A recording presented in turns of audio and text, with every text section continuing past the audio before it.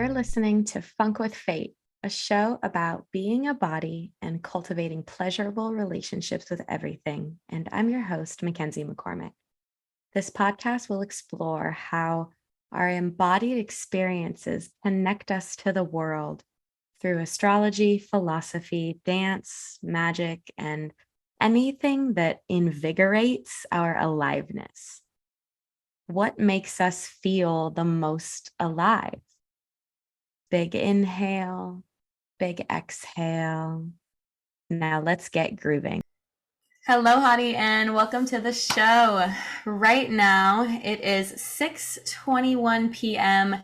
Eastern Standard Time on Friday, June 30th, 2023. And right now, at this moment, Sagittarius is rising, and the moon in Sagittarius just rose, as well as right about now-ish in the next hour or so, something like that. We're having the exact Mercury Cazimi in Cancer. Wow. We love. And today is another episode of the Spicy Rendezvous. And today it is Mars in Virgo, and we have Justin on the show. It's me. Mars and Virgs, here we go. Here we go. I'm so thrilled to be doing this, especially on the Mercury Cazimi. We love that because it is Mars ruled by Mercury. And it's making like that cute sextile to Virgo from Cancer, which is just kind of cute. And yeah, I'm so excited of doing this episode. I'm so excited that Justin is here, y'all. Literal bestie in the house. It's true. It's true. And it's just so easy. I was saying before we started, I'm like, an episode about Mars, like we've got that in the bag, easy. And then an episode about talking about Virgo in addition, like easy, got that. So it's gonna be us just hanging out, literally. Literally, I'm so thrilled for this. This is one of my, I mean, I try not to be biased because truly I do love Mars through all the signs, but oh my gosh, y'all, it's one of my favorite Mars. It really is. I feel like I remember you saying that the first time I met you too, that like you love Mars and Virgo. So I truly, I will not deny it to anyone that there is something about, it's really all Earth Virgos, and I feel that. I mean, everybody on the show who's listened before knows that I have Virgo, not Virgo, but I have Mars in Taurus, so also Earth Mars, and just all of them just feel so good. They are so enjoyable to be around and experience life with and relate to, and they just, there's something, especially maybe we'll talk about it a bit at some point, but like Mars, like through triplicity with Earth, and yeah, all that juicy stuff. So to get started, Justin, tell us about yourself. Introduce yourself to the pod. Tell us how you got here. Yeah, my name's Justin. I'm into astrology, obvi. That's why we're here. Yeah, so like I guess like some of the roots of my practice.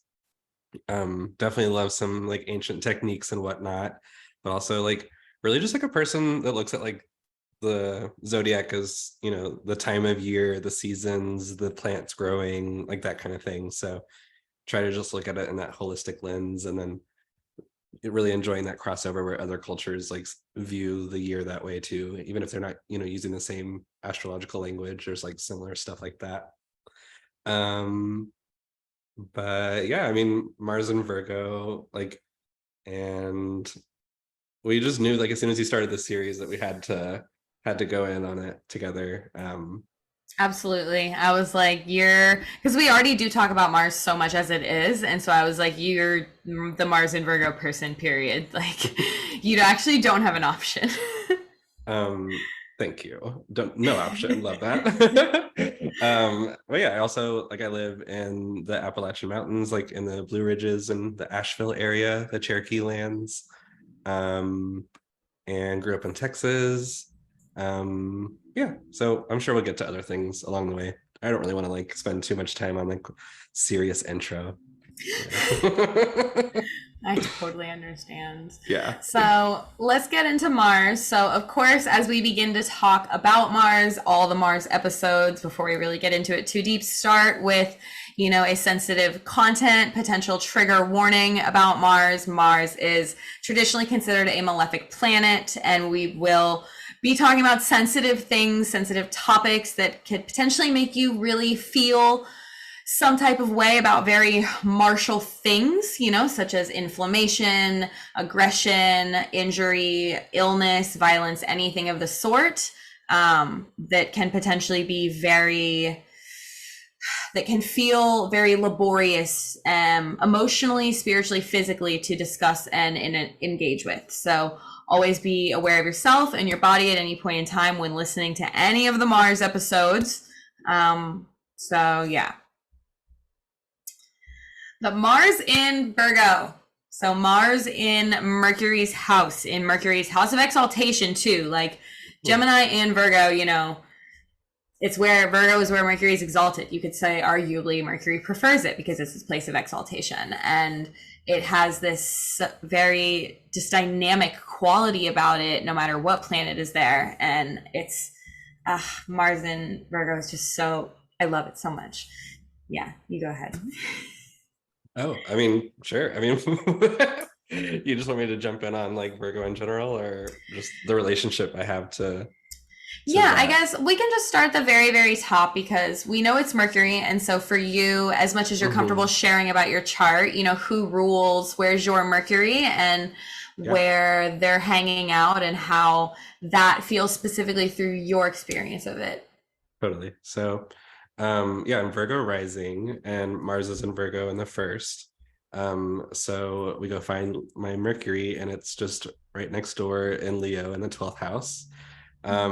So like, oh my god, gasp, it's inversion, like so bad. I'm just kidding.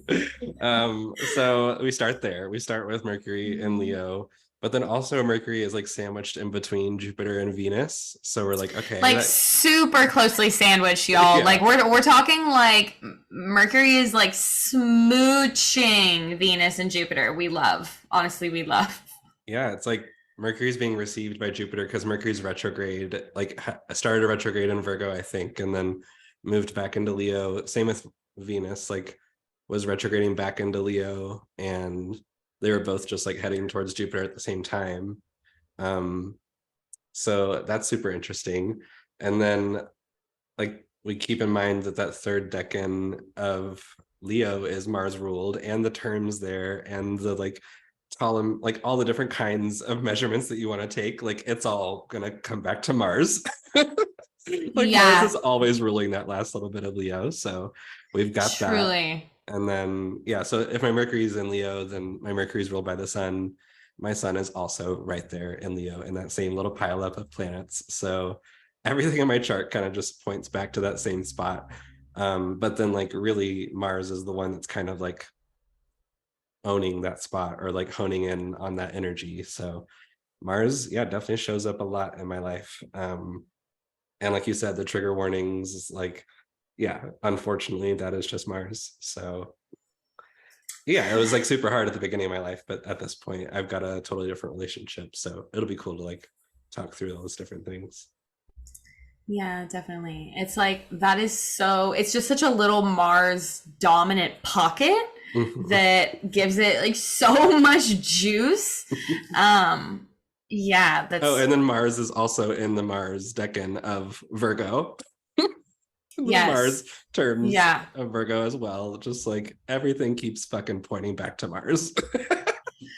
Definitely. Yeah. And especially like everything coming back to it, and it being in the first, and it being so immediate in that way.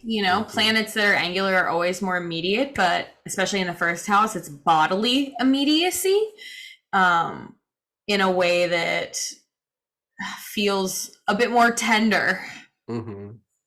Like I'm amazed that other people can have Mars energy like somewhere else in their life. Like it's like for me, Mars, it's always just a very nearby experience. Like it's right up here in my body. Those are always where I'm like learning about Martian things like heat and inflammation and, you know, frustration and all these different things. So it amazes me that someone else can have Mars in like the 10th house, or like Mars in, you know, the 5th, like, and have that other kind of Martian experience, but not right so central in the body, like somewhere else is where they like have that experience come in. So I'm like, that's wild. Like, unfortunately, I'm stuck over here with Mars abusing my body over and over. Truly. And that is definitely, I mean, especially in Virgo as well, like the way that the pure, like, not that other mutable signs are not very purely mutable, but there is something so deeply mutable about Virgo, it feels, being like also being Mercury's exaltation, that things get so spread out. And then they are like the process of like collection and organization and trying to figure out what something is, especially when it relates to the body in that way, can be like very taxing. Yeah, you're right. Like figuring out what something is, even if it's not something related to the body, but just like getting down to the like insides of something is so Virgo, of like, how does this thing work? Like what made it, you know, do its thing? Like you can apply that to like a little toy whenever you're a kid, like Virgo just really wants to figure out this toy, or, but then something else like that on the body. Yeah, it's like the like early days of Google, like digging into WebMD and being like, oh my gosh, like hypochondriac vibes. Everybody did that. Yeah. I But think, feel well, like Virgo excels, well, probably. that's true. That's true. Maybe I just think everybody did that, but it was actually just all the Virgos that did that. I don't have any planets in Virgo, but it's my midheaven, and it does come out a lot louder sometimes than I expect it to with certain things like that. That I'm just like burrowed and continuing to dig and burrow until it's like I have to find every piece of information possible. Yeah, and that's like what I feel like our relationship is so fun in that way, because your Mercury side of yourself is so Martian, and my Martian part is so Mercury, and like, you know, like we also have Gemini stuff going on too, so we can like have like 5 different conversations going in our text messages at once and different audio notes. And I think that, yeah, Mars, especially, yeah, like you're saying, in Mercury's exaltation, it can just like dig and get like more and more exact and like more and more refined. So that is really such a like Mars Mercury interaction of like having to constantly keep finding more information, like even like, you know, to the detriment of your own body, maybe. Like, oh, like what's like, I have to keep going. Like there's actually not an option to stop.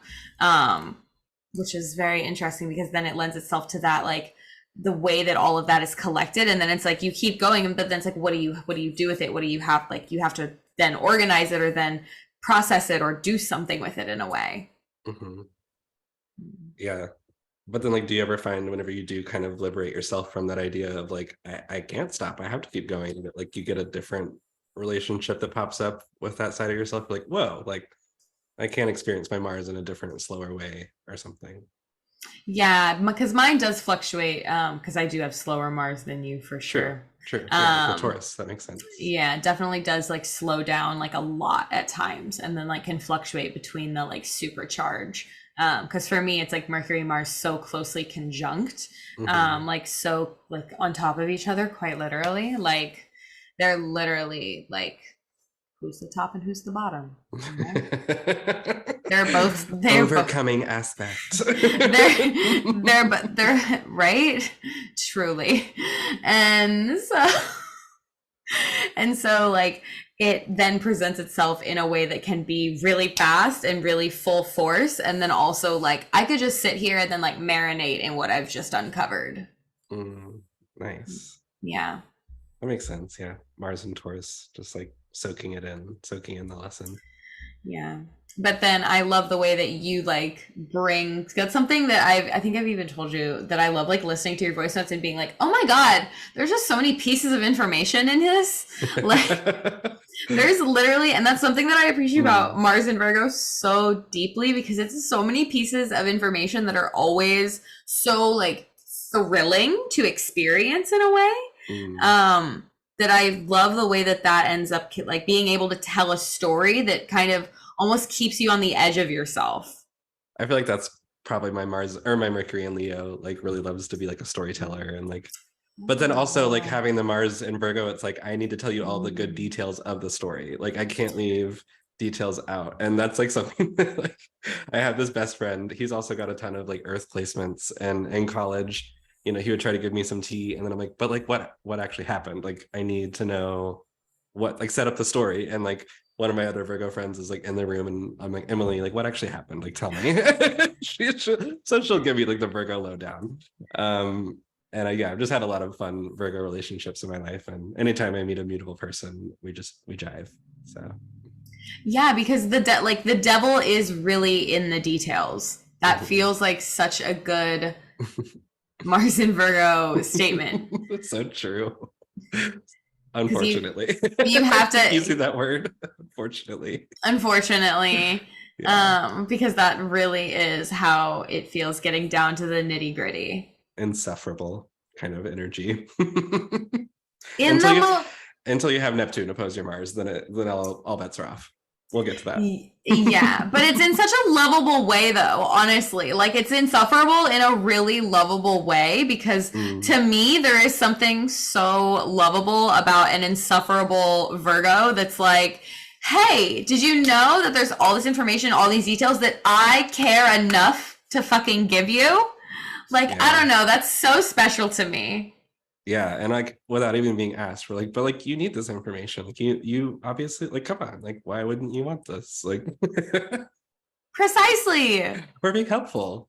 But obviously, like there is edges of that to learn, like whenever you don't need to be helpful, of course. But right, and like potentially overextending yourself, because Mars will exhaust themselves. That's the thing about Mars. Through any sign, any placement, wherever your Mars is, they're very likely going to overextend themselves and tire themselves out and burn out at some point from going too hard in some way.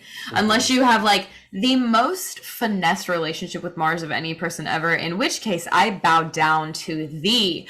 But inevitable that someone at some point will get a little tired and exhausted from something, and what that something is or how it shows up, that differs. But having to then like sit into that then, and how you process that, and especially like Mars and Virgo, like the processing literally of that then plays such a big role in how it all feels. Yeah, definitely. Yeah. Something that you were saying in there, I can't remember exactly what it was, but it reminded me of, we were reading one of the translations of an Orphic hymn to Aries before we started, and it was like giving all these details of like, you're so like gory and you rule the battlefield, and like rawr, like this big masculine like tough energy. And then it was like, it turned it on its head, and it was like, but what if you like kind of move past that and you like take that energy and take it into the desire of Aphrodite, or the playfulness of Dionysus. And it was like, oh yeah, like ways to channel the Mars energy in other routes can like feel really generative. Truly. She snaps along. I love.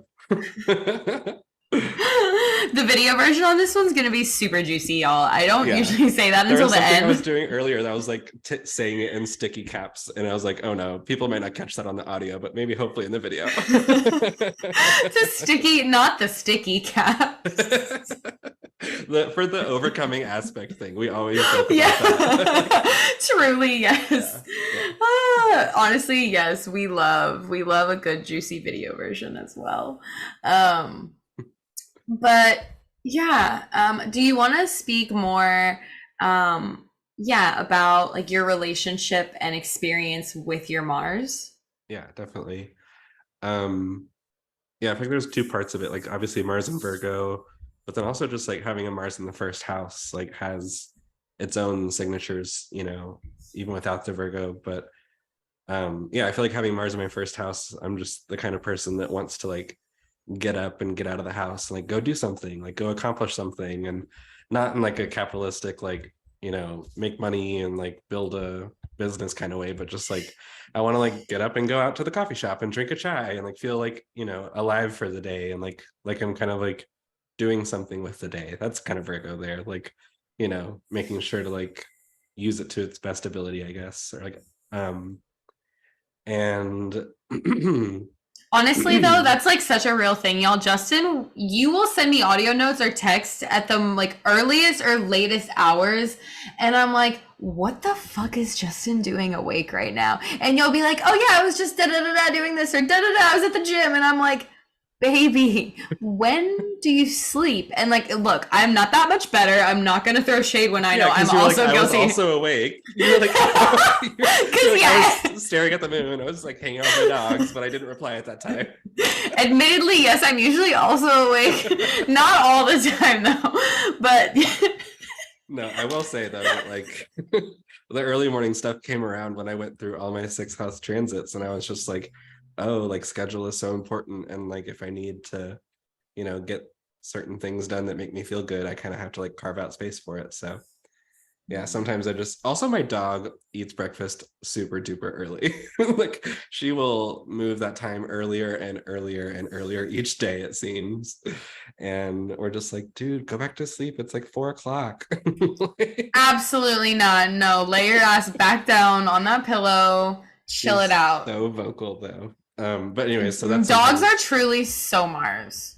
Yeah, that's very true. That is like, let's be real, y'all. It's a real thing. But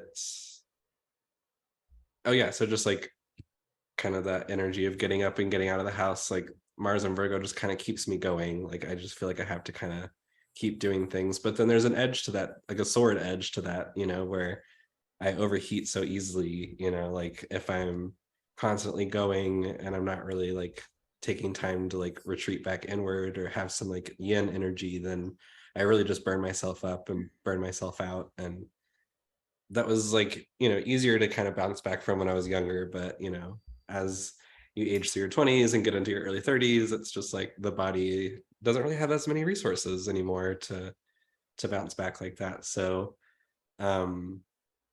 yeah, and when I first started learning about astrology, I used to just kind of hate my Mars placement. I was just like, ugh, I have a Mars in the 1st house. No wonder I have all these like skin issues and like heat things and like infection things. And, you know, I just used to be like, that's kind of like the one thing in my chart that I wish was just like a little different, you know. And now I don't wish that at all. But there's something so kind of like determining about that where I'm like, damn, my chart is super hot, super dry, not a lot of water, like, and around that time I was getting into astrology. Basically none. No, if we're gonna be like super real about it, I do not fucking count outers in temperament, really. And I have like an angle. I have my my descendant in water, but that's about it. You know. I will consider South Node in Cancer. Right. I will consider them. I will consider them for sure. And like the influence of them, but like if we're gonna be real and like super bodily, I will. No. Yeah, no, it's obvious in my life, and like you're you're like so dry. That is. Ouch. I mean, I'm also really dry. Okay, and that is literally just a Mars and Earth signs thing. Is dryness actually like it's honestly like look, I get it too, baby. I also need to moisturize right now. But look, if you have Mars in an Earth sign, go moisturize. Yeah. Well, put your earbuds in and go slap some good oils on your body right now. It'll help you. Remediation during this episode, real time. Because it is, and that's also something I find, especially about Mars and Virgo, is that kind of like over dryness at times, like in approach to things and also in like delivery at things. I love it. Obviously, Justin and I are besties, but I do find just Mars and Virgo sometimes in people can be like a very dry, harsh delivery with things. Some love and some don't love. Yes, definitely. There was like a tweet a couple months ago from someone that does like a good bit of like astrology memes. I can't remember who, but they were essentially like, wow, I can't believe people are really living out there with like a Virgo moon. Not me, y'all. Stay safe. With the Virgo moon? Oh my God. Like I and love I'm just Virgo. like, damn, my Mars and Virgo too, like inseparable again. Like, but no, I mean, I honestly, it's so helpful. It's so sweet. But yeah, of course, Virgo can overstep a little bit on the like suggestions and the and the like seeing. But that's the thing, Virgo is just so in tune with like how, like I kind of say like in tune with like the flow of the universe and like how things like can fit into like a flow and kind of work in their best like route or like the most optimal way. And so when we see things like divert from that flow, we're kind of just like, like it starts like itching inside. We're just like, oh my God, like what if we do this wrong? We can't really go back in time and like do this the right way. And then, but then there's like, you know, to go deeper in that, it's like, of course, like there's no real right way to do something. Like life is always going to kind of like lead us to the right way that we're going to experience something. But yeah, Mars and Virgo can really get tensed up when we see something like happening that's not the way we think it should be or the way it should look. Yeah. Do you find that you have some sense of like expectation with that as far as like having really high standards? I guess so. I mean, yeah, like the word expectations has come up a few times in my life where I'm like, oh yeah, if I just didn't have that expectation to start, I could have been more free to just like experience it as it is and not, you know, like greet the experience with like friction almost, you know. Interesting. Okay. Does that make sense? Yeah, it does. Yeah. I feel like when you just enter into something with the expectations of how it should look or how it should be experienced, then you're kind of closing yourself off to what really is. And yeah, so something about that there where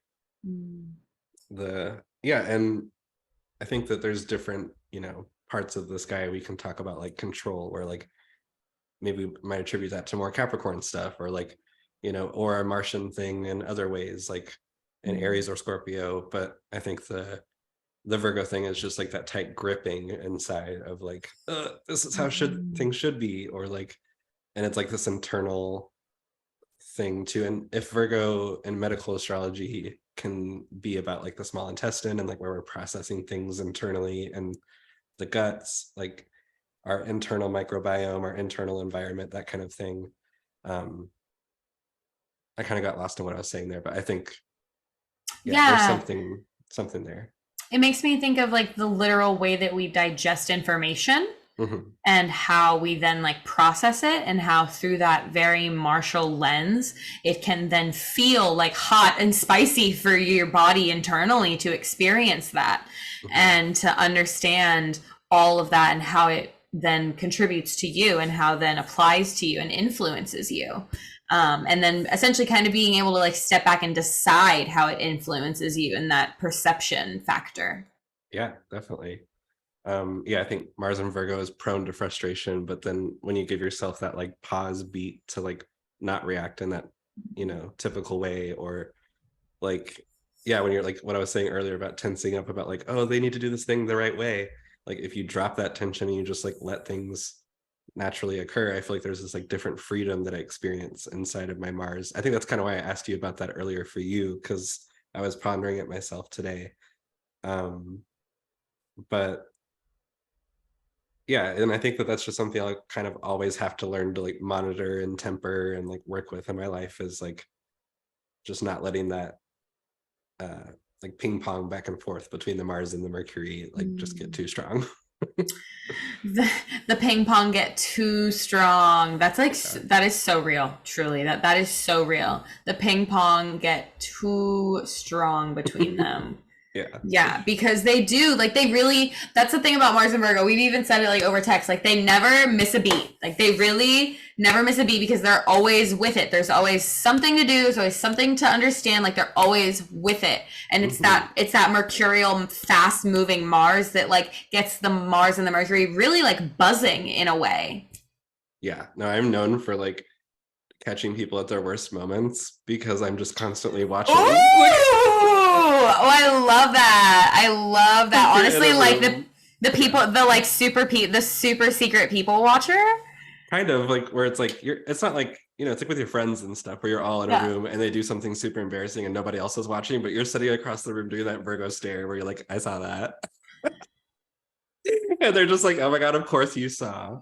Like that's happened so many times in my life. That Virgo not missing a beat. Example number 2. Not missing a beat. That's iconic, actually. Yeah. And then just like more examples of kind of needing those details. I remember when I was a kid, I was kind of getting closer. I'm not a kid, young teen, getting closer to the age of like thinking about driving soon. And I remember sitting my dad down one day and just because I lived in Dallas area, so like when we would go driving to these like places like the mall or the movie theater or whatever it was, like we'd get on these big old highways and these big like turn, mega, what are they called, mega mixer highway things. So essentially I was just kind of like, what is the tea on driving and like highways, and like can you show me, because he had back then we had the Mapsco books and it wasn't like MapQuest or Google Maps, and so I was like, can you like show me like where we live and like where Dallas is, all this stuff. And so I kind of got like an aerial view of all the details of like the highways and driving, and then I just like had all that knowledge ready for whenever I was ready to finally drive. So little stuff like that, there's just like I need to know how everything works and like how it all fits together and what are the different pieces so that I can start to interact with it, Yeah, like that specific point of like understanding all of the pieces and then putting the Mars into it and then doing something about it. And then figuring out, okay, now what can I do with this? It's like that step of like that very like practical, like getting to work. And you said something earlier about the sixth house, which like you and I both have obviously always forever and always bonded about being sixth house, 12th house people. Yeah. The woes. Truly. Truly. I don't think I really want to go into hiding next time Saturn goes into Aquarius and just like not let anyone know what happens in my life. Just go MIA, gotta go. Well, it like ruined me, but it also like built me into who I am, but I just since my whole chart lives on that like Leo Aquarius axis minus Mars and like Pluto and like some outers and the nodes, it's just like, oh, Saturn going through Aquarius, yeah, totally ripped my life up. Yeah. And like the sixth house is like not a great house, of course. For those who don't know, Mars as a planet has their joy in the sixth house. All planets have a joy house where they rejoice. We say that they really love it there. Like it's their favorite place, to be quite frank, and to keep it short. And Mars's fave place is the sixth house. And it's, it's not necessarily a cute place. The sixth house is literally called bad fortune. And they say fortune traditionally to refer to more body things as opposed to spirit being more sun-centric. And it's a lot of, the stuff you have to do to maintain a body. And so a lot of sixth house transits and experiences can end up feeling and looking martial in quality. And that can lend to people, whether it's their sixth house or like really their Mars placement, that people have like not great relationships with their Mars because it's hot, like that relationship. Mars themselves, they are testy, spicy. This is literally called the Spicy Rendezvous. And spicy is good, and it's also a lot to handle. And it's a lot to work with. So, yeah. Yeah. I guess I haven't really fully fleshed it out, but like, yeah, the having Mars in the first house and all this like intense fire energy in my chart and the air energy just like stimulating it all back and forth. I've like grown up, had issues with like staph infections, and then like later on it was like it kind of, after that went away, it turned into more like eczema, and then as my eczema started to tone down, now I've had more like rosacea, like ocular rosacea.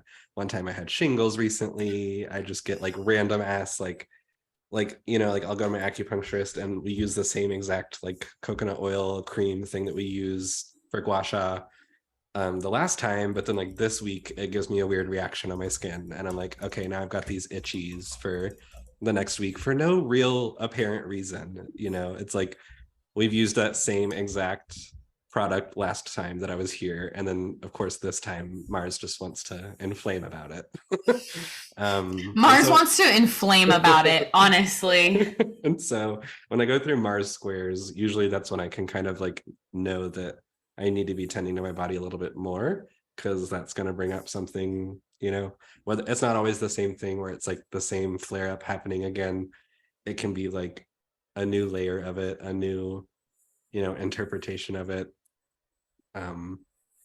But yeah, just like my boyfriend and I have been together for the last 7 years, and we were joking about it the last time we were like eating out, about like how many different skin things he's seen me go through, and it's interesting, and then of course, like, you have all this like skin stuff going on in your life, so you're like, okay, what does the skin mean? Like, how do we get deeper into this like thought, like what's really going on here? And I think, yeah, there's something going on with just like the barrier to the outside world. Like, my skin just has a different makeup and my skin barrier. But then if we look at that more metaphorically and like look at my chart, even, I think having so much energy in that like intermediate 12th house, like interesting space where it's like, yeah, you're like in between the night and the day, and I think that a lot of people bring a lot of like multi-world connection into the 12th house and stuff. And so I think learning over time, just like energetic care, like energetic, like what you said earlier about putting oils on the skin, like that helps me to come back into my body in multiple levels, not just a physical, but like my etheric body and like spiritual body and emotional body, all those different things. So yeah, just something that I'm going to keep having to kind of go through in life is how I interact with heat and how my body wants to express it all through the skin. I guess other people's bodies express things different ways, but my skin is kind of like the barometer for like what I'm going through. Like, and so at this point with my eczema, I don't think it's like ever really like, well, like right now, I'm not really like trying to get to a place where it's just like gone, like, well, I mean, obviously it'd be super ideal if we did. But that would be lovely. Yeah. But now it's just kind of like a thing where like it tells me if I'm, if I can see my eczema start to show itself a little bit more, then I'm like, oh yeah, I'm probably overdoing it right now, and I need to dial back on like my schedule a little bit and like allow more time for sleep and naps and stuff. So yeah, my skin is kind of like my gauge for how I'm doing, I guess. And I think that whole Virgo, like internal environment, external environment thing has to do with that too. I really like what you were saying about the 12th house, because it was making me think about that 12-6 opposition and how like tending to that energetic body does then like really bring aid to the physical body in so many ways, and of course vice versa. And like you do have, like you said, like Saturn in Aquarius, like that's especially in the 6, that can feel very like bodily rough, that we've talked about a lot. And how that like interplay with the malefics really can like in like 6 and 1, especially in that way, like can be so directly felt. Yeah, we didn't say that I'm a day chart and Mars is my out of sect malefic. So yeah, true. Yeah, for the trad chads, yeah, it is a day chart. It does set me up for like, okay, that makes more sense of why this Mars has been difficult. But yeah, it's really beautiful how we can, once we learn these things about ourselves, we can kind of work with it more. And but yeah, I guess for something I was saying about environment, and earlier how I was saying like I like to get up and get out of the house, I will say that it's different sometimes if I'm like, in a house that has like amazing lighting and a lot of space. And like I have a Sagittarius 4th house, so like I think whenever I'm in a big room, like a big space, I get more inspired by that kind of home environment. Than one time I had to live in a basement, and that was like super bad for my mental health. And like, the day feels really nice and sunny outside, and then you go down the stairs and you're like, why is my room all dark and cold? Like not good for a Leo. But anyways, since Mars rules my 3rd house, and my 8th house, like Scorpio, my 3rd house, Aries, 8th house, yeah, there's something there about like local environment, that like when my local environment feels good and it like jives with how I want to feel, then I don't feel that need to like kind of get up and go out of the house and go do other things. It's kind of like the difference between like a New York minute versus like living out in the country, where like when you're in New York and there's so much stimulation around you, you're like, of course I'm going to go do this and go do that and go beep boop bop, beep boop bop. But then if you're out in the country, you're like, let me stretch, let me like expand out. So there's something there for me about deriving some of my Martian fuel from my local environment. I love that, specifically because the Mars in Virgo aspect to Scorpio, like that sextile aspect, is really one of my faves. like I do really love that because it makes a visible aspect, and the sextile is a cutie, like she's a cutie. And you know, especially between like two, like an earth sign and a water sign, just it's all like, and it's Mars, so some people could probably be like, cute, that's conniving, but I personally love, and I do think it is cute, because it is very well supported, it feels, to do, especially like whatever house that falls in for people's chart, like if that is like their life, like that house feels very well supported. And I do like love also like hearing, because like when like in these amazing audio notes, like just don't be like, yeah, I went to the gym, went to this place, that place, coffee shop, yeah, like did the things, and I'm just like, maybe you have the energy to do all the things, because like for disclosure, when I'm awake at that time, usually I'm burrowed, like researching or like doing something wild around somewhere, like it in a small contained space. I'm not good at spreading my energy like that, but you are, and it's like admirable. Well, I think I'm like over caffeinating myself in the mornings as well, so that helps. So dot dot dot dot dot dot dot dot Mercury, what? Yeah, I made a meme about it. I'm just like, I want the best for my nervous system, but I also overstimulate it all the time for fun. Mars in Virgo feels. Yeah, I want the best for my nervous system, but I would also love to push her to her limits. But yeah, I mean, like, oh wait, you say, I think you wrote in the notes that you wanted to say something there too. Oh no, that was me making a note for myself later. Oh, okay, nice.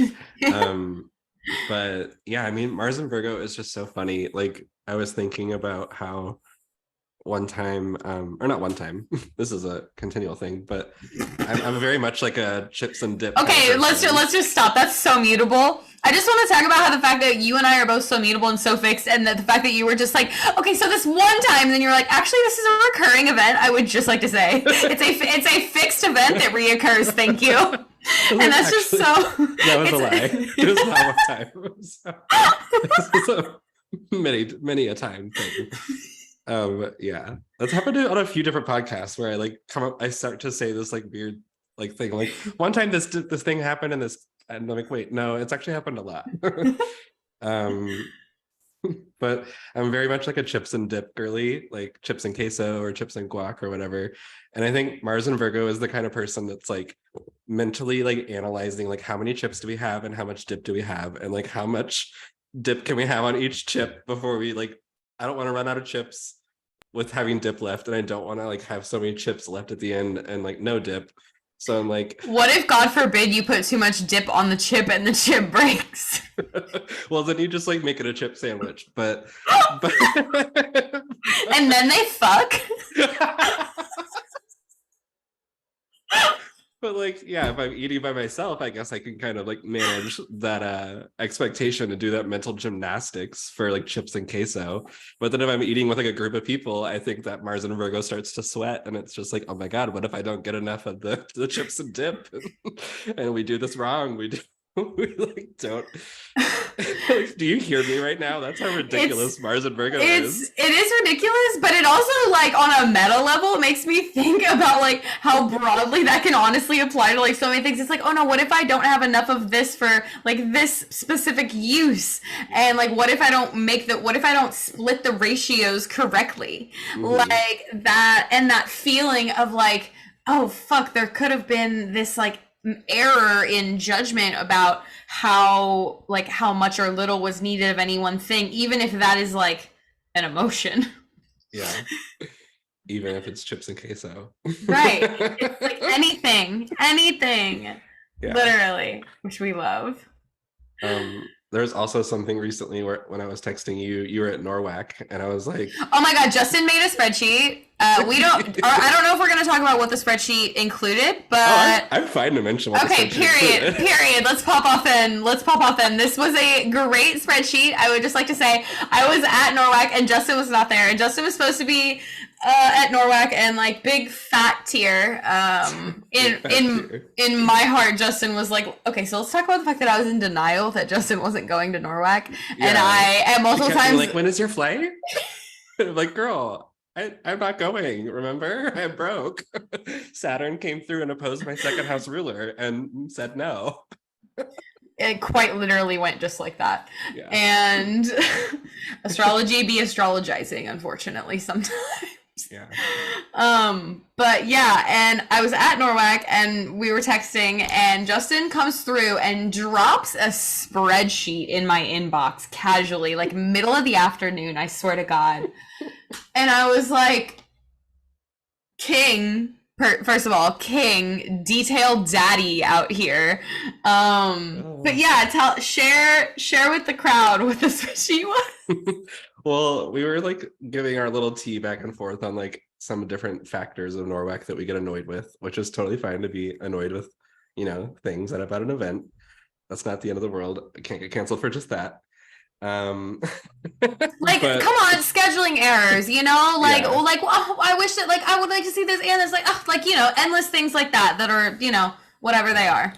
And so I was looking through the schedule and kind of like, I'm like, damn, what about that person last year that killed it? Why aren't they on the list this year? Or, cough, cough, Palace, cough, cough, Drew, things like that. But, things, just kind of noticing that like, wow, the same person has 5 talks this year. And one of them is like to be determined still. Like they don't even have anything written up for, the talk that they're supposed to give.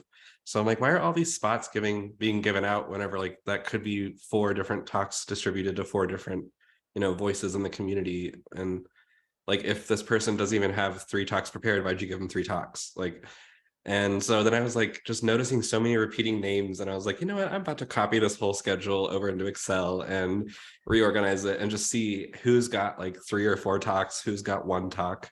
And then by the end of it, we did math. Justin was out here. Justin said, let me just put it in Excel. Literally the most iconically Virgo shit ever. And honestly, not to be an astrologer that plays into a stereotype, but the way that a Virgo can so flawlessly execute a spreadsheet is truly unmatched. And the fact that it was like reading someone while I like a spreadsheet of kind of reading them. Yeah, 100%.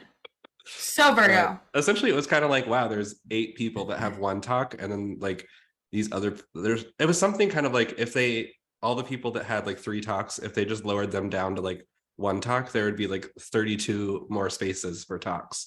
It was something crazy like that where we were like, this number is insane. But then we were also like, Jason Hawley, he does deserve his 3 talks. We want to keep that. Actually, let's keep his multiple talks. But... Actually, period. Yeah, some of that. Yeah, period. Which is just so period. Silly. We're like, no to this whole thing, except for these people that we really love. So. It did be like that. It was an iconic moment. I actually died. I shared it because I was actually sitting on, this was also like a very Mars and Virgo moment, because when I received it, opened it and looked at it, I was sitting on the lawn in the front of Norwalk, sitting and talking to people. Yeah, it was a beautiful moment. I was in the earth, experiencing this, and then ye old King spreadsheet comes through, and I'm just like, wow, the tea is hot. We love. And it was amazing, super iconic moment. Of course I would. And then there was something else recently too where it was also another, when I sent you that, I was like, I'm a Mars and Virgo freak. Sorry, but I just analyzed the schedule. Freak, actually, yeah. The secret, we can talk about it now. I don't give a fuck. There is if you know, then you know, and if you don't know, then you don't know. If you got it, the girlies who get it, get it. The Virgos are freaks. The girlies who get it, they get it. Yeah, I mean, definitely Mars and Virgo can definitely be a freak. And that's the thing, I've got all these Virgo or Mars experiences on one end of the spectrum that are pain and inflammation and really feeling like I'm boiling from the inside out. But then on the other end of the spectrum, there's really juicy embodiment times, and pain is pleasure, and those different things. And yeah, Mars has got a couple different sides to it for sure. Yeah, Mars definitely has that sexy side at times as well, especially in Virgo, which I feel just the earthiness really facilitates it just so beautifully. Mm-hmm. Yeah. Is there anything else you want to roast about Virgo? Let's see. Honestly, like that is one thing they do. They can. I think you actually wrote it in here. If I could find it, because I was thinking of adding it. I think you wrote it, which is jumping to conclusions. Yeah. That is a very Mars and Virgo thing that I tend to find, which is the quickness to assume that all the details are there and then to act on them accordingly based on your own assumptions. Totally. Because it's and even harmlessly, because this is something to understand. It's like very mutable. Like there's potentially a malicious side of that, and then there's also a potentially completely oblivious side of that, of that you literally just didn't have the whole picture.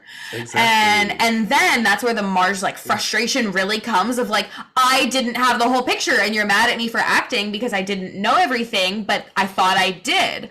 And then it becomes this like weird in between of like trying to figure out like, okay, well, how do I now act based on the details that I now have, and like shifting what has to be done now. Yeah. And so I do find that like kind of like jump to thinking that they have everything figured out already is the one thing that I'm like, maybe cool it a little. Like that's the one that's like honestly the biggest thing where I'm just like, no, we you know, the conclusion is not written yet. It kind of makes me think of, I know some people who did this in college, and I was continually fucking baffled. They wrote a conclusion to a paper before they wrote the body. Yeah. And that makes me think of Mars and Virgo sometimes, like maybe like the overthinking side of it as well, of like thinking they have everything figured out, because I don't know, that just like, and some people, they make it work, and I love that, and they're like, no, I know exactly where the paper's going, I know where the story's going, and that's it. And maybe that's like Mars and Virgo power in a way, that like knowing where it's going, but then also being able to absorb new information and data along the way that changes how the story goes. God, I'm literally being such a Sag right now, it's kind of gross. The story along the way. No, but it made me think of stuff too. And yeah, like definitely the jumping to conclusions thing, it's so real, because it's like we just interpret, like, you know, say someone in your life is like mad about something and they express it, or maybe they're not even mad, maybe you're just like, the way they express something makes you think that they're mad, and so then you draw the next dot back, you're like, oh, they were mad about because of this one thing that I did, and because I didn't do that other thing, and so then you've made up this whole long story about like why they're expressing this thing, and then like you said, you don't have the whole picture, you're not that person. So like, yeah, there's definitely something there with like that, but then also what you were saying about like, it could be a Virgo superpower of just like knowing how things are going to go. And honestly, yes, like when we kind of like told you so, like energy, we're like, Virgo knew, and that wasn't going to work out for you, but we had to let you experience that yourself. So yeah, especially like that quality of like knowing it but then not being able to act on it can even like potentially build on that fire of like, oof, I wish I could just do this, but like it's their job and their experience to have, essentially, to go through that. Like you can't do that for them, even though you know the way that it should be. Yeah, there's definitely a lot of like anticipatory energy with Mars and Virgo, like when you anticipate things. Yeah, like perhaps not the way that things even should be, but the way that things could be, and the opportunities that could be there if they like thought about it in a different way or had different perspectives to consider. One way that kind of shows up for me is like, I've got all this creative energy in my Leo house. I've also got a lot of stuff in my 5th house with like Uranus, Neptune, and the North Node. Oh yeah, do you want to actually, because we talked about the Scorpio and Aries houses, so you want to like specifically touch on like the aspect of the exaltation spot, Capricorn? I think we'll circle back to a little bit more of the Aries Scorpio, but no, that's totally fine to talk about exaltation and stuff. But I was just gonna say how like also, it is funny, if you look at my chart in more quadrant systems, the Saturn and the Moon actually do scoop back into the 5th house, which like when I first started getting into Oh. astrology, I was like, oh, I love it. I have all this creative energy and I need to do something with that. Cute. But then when the Saturn return actually showed up and like had that whole Saturn through Aquarius, I was like, there's no doubt this is sixth house for me. Sorry. Like it's very sixth house for me. Embodied experience really does hit harder than anything else. Yeah. And like even if they are in the fifth house quadrant, like Aquarius still rules that sixth house and quadrant. So it works out either way. But yeah, so I think, I have all this creative energy inside with the Leo, but then like since that whole stellium is kind of like in Mars's decan, I feel like the Virgo energy like can critique the creative energy before it even has a chance to fully come out and like do its thing. And so there is something there where I have to kind of like not looking for the end result of the creativity, like not being attached to the end result, but just like being okay with like, getting things wrong or not being perfect at it, obviously, like, and that's something too. Yeah. Like I wouldn't let myself get into like new hobbies or like different things if I didn't think I could actually kind of be good at it or like excel at it.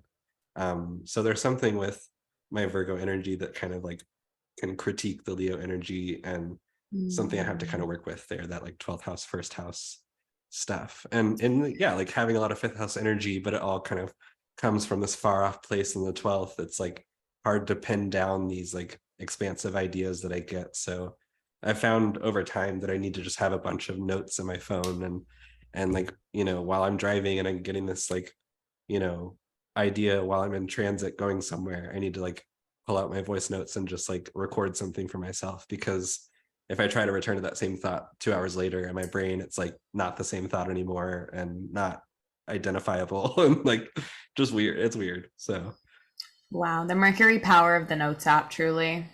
Like yeah. The power is unmatched. Put like a little Notes app sticker on Mercury altar. Honestly, like a good idea, because that's where so many things come out, and especially the way that you like described it, and like just that need to like get it out, and like almost like that like urge that you like, that instinct, like I have to do it now, like no matter where you are. That feels like a very Mars like instinct to like have to do it and get it out in that moment, which I really love. That has me thinking a lot now.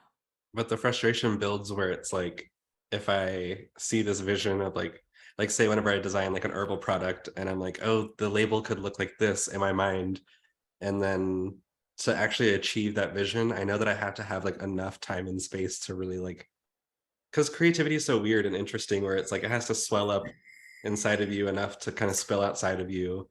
And so for me, I know that like, oh, if I want to get that vision accomplished, like make that art that looks like this in my mind, there has to be enough time and space. And so that Virgo is like, well, the time and space isn't here yet, so I can't start on it yet, so kind of putting off these like ideas until it's like the perfect situation, which I'm using the word perfect in a like overemphasized way, but like yeah, I definitely want to touch on that, because that is something that Virgo, it's a word that Virgo gets assigned per se, which hot take isn't like a great word for it, but does speak to a quality of Virgo.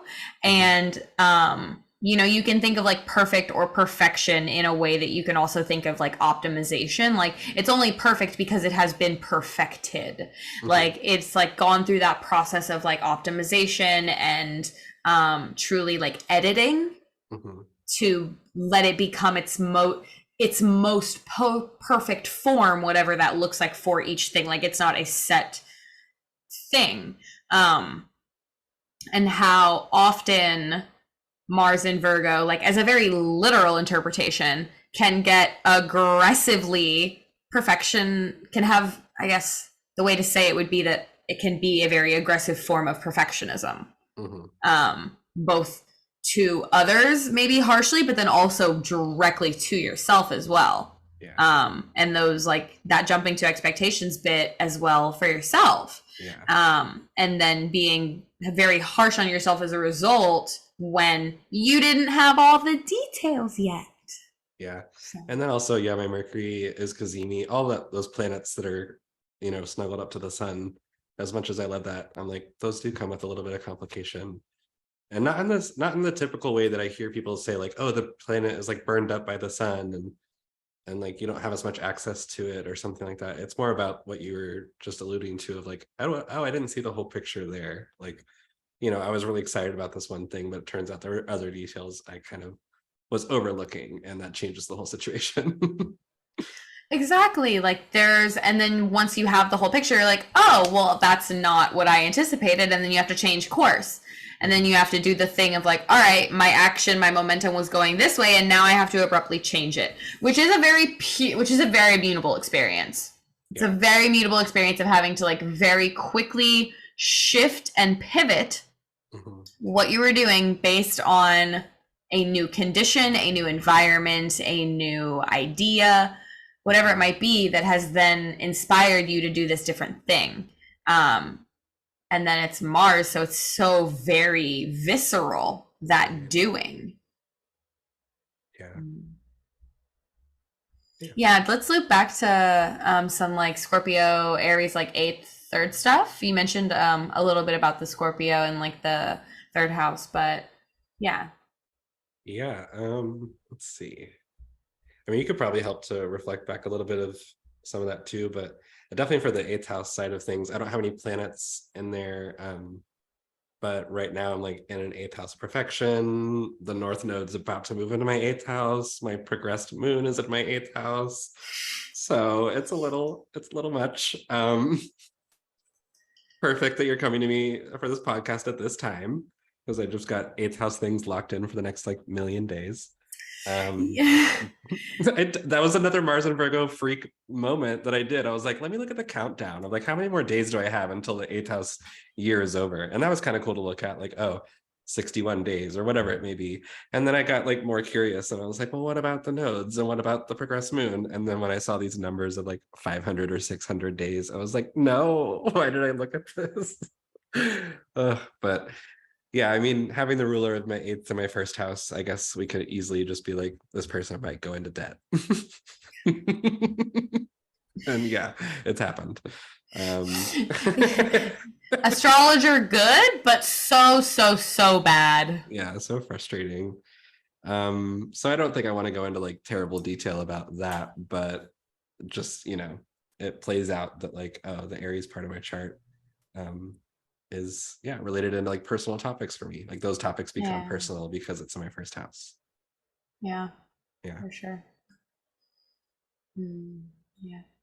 And then also like, I guess I had like Aries people were kind of people that I had harder times with earlier on in life, and then over time that's gotten easier. But something there about the like 8th house, I don't know, I guess I have all these like 12th house placements, and that's where it's like hidden enemies, but I honestly don't really have a ton of things that come up about that all the time. So maybe they're just staying hidden, and that's that's chill. Let's keep it that way, I guess. I don't really want to get into too many things with my enemies. Perfect. I guess. Perfect. We love that. That's good. Yeah, but then like, I don't know, there was some 8th house or like Aries things growing up earlier in life where like Aries people were more manipulative or like just like not the right fit and things. So I think something there with that 8th house, 12th house, 1st house stuff going on. But yeah, the 3rd house, we already kind of talked about like local environment, like my city, my local community kind of thing, daily routines and daily, like I feel like, or like intaking information in the 3rd house. So like listening to a ton of podcasts and like taking in information all the time and like going deep on different topics feels very Pluto and Scorpio and 3rd house.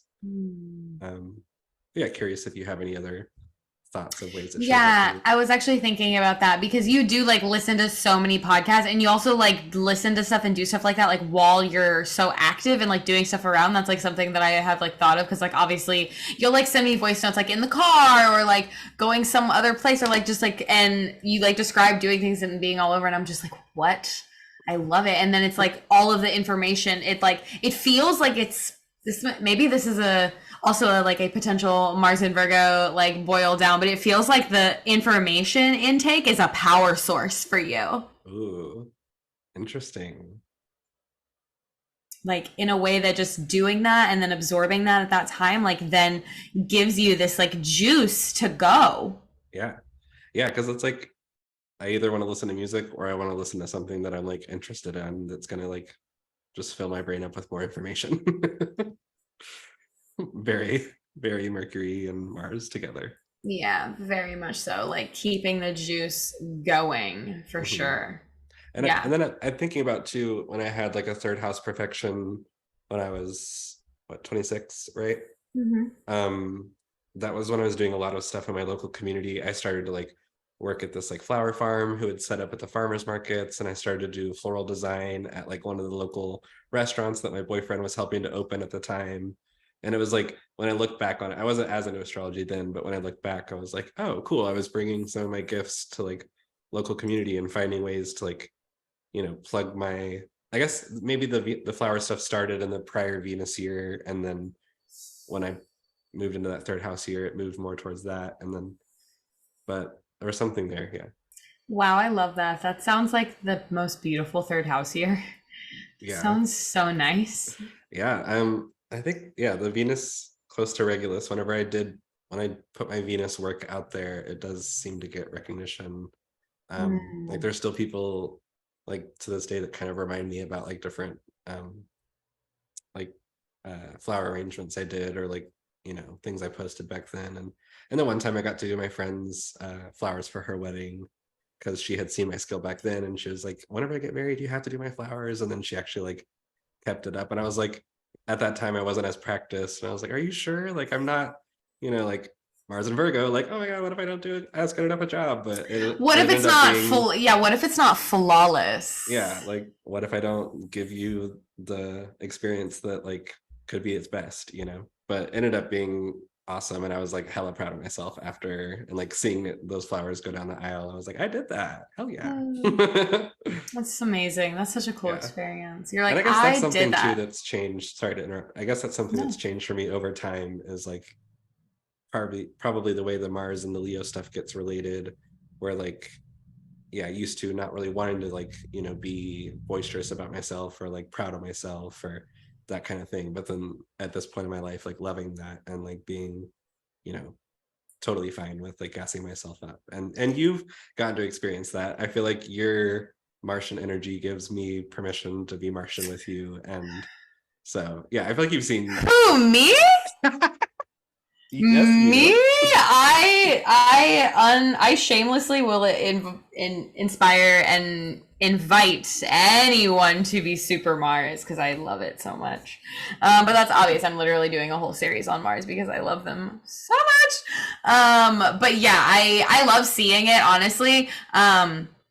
Especially seeing it kind of come out in the way that, because like you and I've talked about like your work stuff and like just this and that, and like seeing you kind of like take that like take charge power, that's so like forwardly like assertive energy, which is so like Mars in the first, but also like Mars in Virgo, like doing it with such like details and specificity Mhm. and in such a thorough way. Like I love it. It's like it's so strong and so powerful, and I'm just like, yes, pop off, king. Like it's so good. It's amazing. Yeah.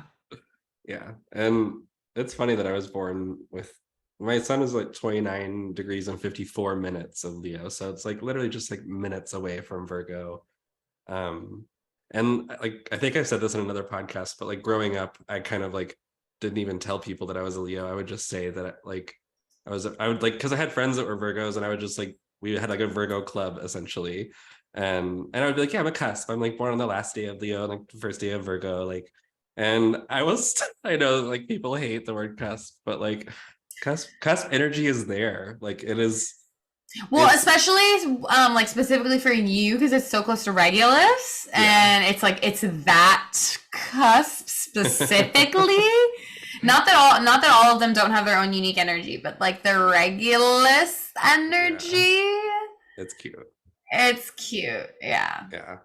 And it can be a lot, obviously, but it's cute. obviously, but Yeah. Well, it's just weird to be like born with like things that would allude to the fact that you should be like well known or like have some kind of leadership.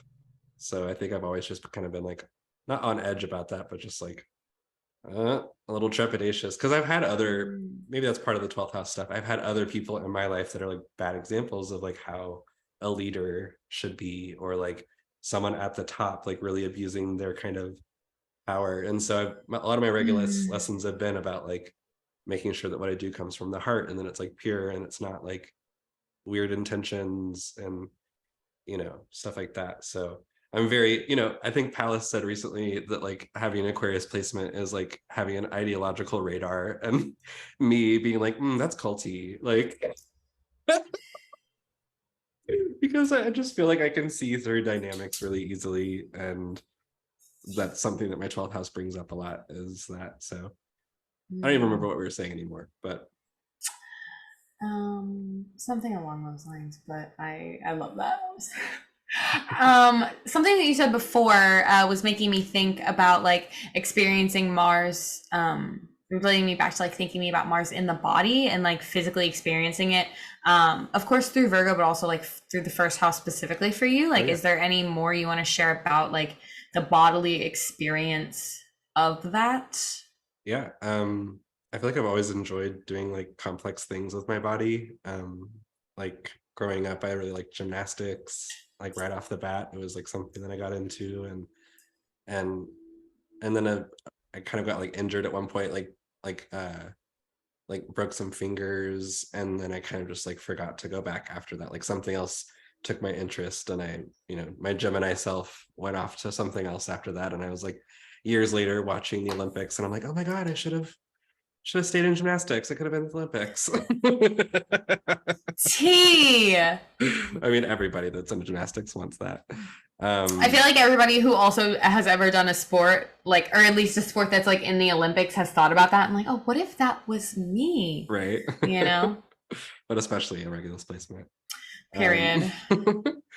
So yeah, like I, enjoyed like gymnastics, and then I eventually later on got into like yoga and like aerial arts and like lyra and like hoops, and so just like different things that are like requiring movement but also like using your body in a particular way. And but yeah, at this point now it's more like weights and like the gym and like hiking and things, and then I guess I also have to recognize that like, wow, maybe the gym won't be something that's forever for me too, because like I'm someone that changes a lot throughout my life. So who knows, maybe 10 years down the road, I won't even be going to the gym anymore. Maybe it'll be something totally different. I'll be like a swimmer or something. So I kind of have to leave space for that. But like, okay, being mutable means I can't really hold on to any identity too long.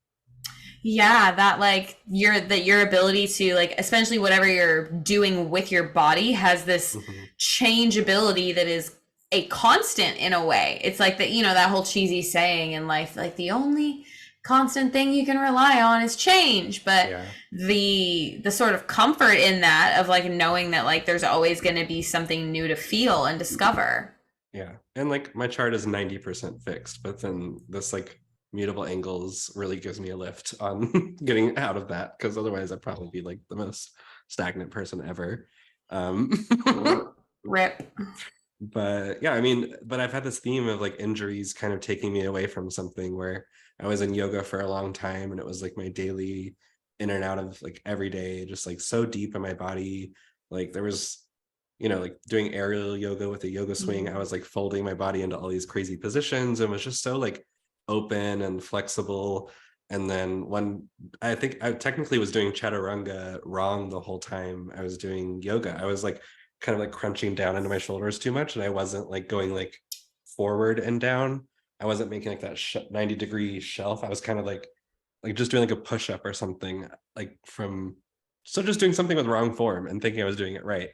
And then eventually had consequences from that. Like one day, me and my bestie were doing acro yoga at this festival, and we were always really good at acro yoga, and we were literally just doing the most simple movement where I was like going upside down, and then we were going to do the complex movements.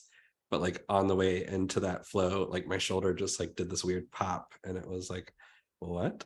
And then one of those injuries where it was like, oh cool, it's finally healed, I can get back to doing the fun stuff again. And then I would injure it again, and like one of those things where my body eventually was like, hello, you have to stop. Like you can't keep doing these things. So I should look back at those transits probably to see what was going on in 2014 or whatever. But